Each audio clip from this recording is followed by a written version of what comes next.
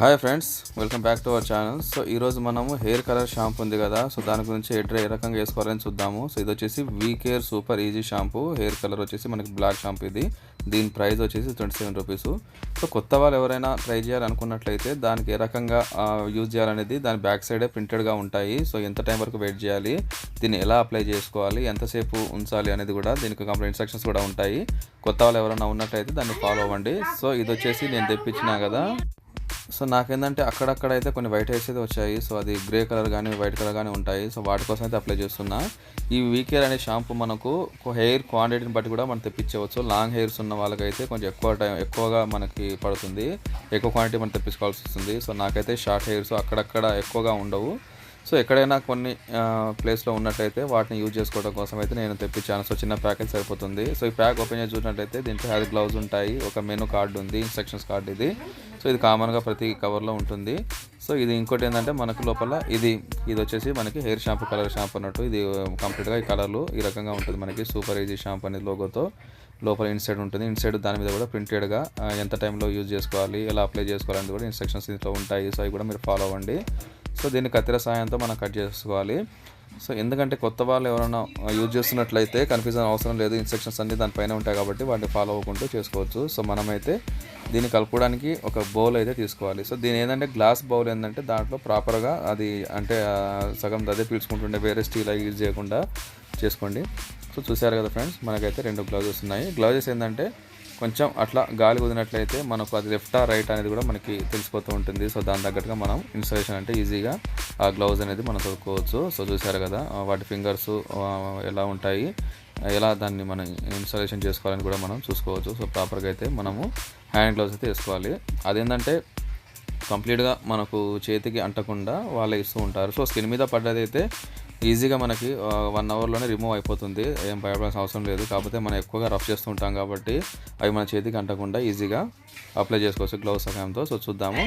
So ముందుగా అయితే మనము ఏ రకంగా దాన్ని అప్లై చేసుకోవాలి ఏందని చెప్పి నేను లైవ్గా అయితే చూపిస్తాను, చూడండి.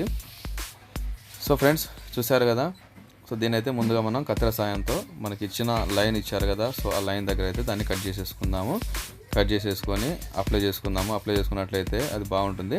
సో ఈ కవర్లో కూడా మనకి 2 లేయర్స్ ఉంటాయి. సో చూడండి, మీరు గమనించవచ్చు 2 లేయర్స్, ఒకటి ఎల్లోగా ఉంది, ఒకటి వైట్గా ఉంది. సో 2 లేయర్స్ అయితే ఉంటాయి. ఈ 2 లేయర్స్ ద్వారా మనకు అవి 2 మిక్స్ చేసినట్లయితే మనకి ప్రాపర్గా మన హెయిర్కు కలర్ కావాల్సిన కలర్ అయితే మనకు వస్తుంది. సో దీని అయితే కంప్లీట్గా మనము దాంట్లో ఉన్నదంతా కూడా బౌల్లో తీసుకొని దాన్ని మిక్స్ చేసుకోవాలి. సో బౌల్లో తీసుకున్న తర్వాత 2 లేయర్స్ కానీ అవి కూడా మన బయటకు వచ్చినప్పుడు పేస్ట్ లాగా వస్తుంది. సో చిన్న షాంపూ లాగా వస్తుంది.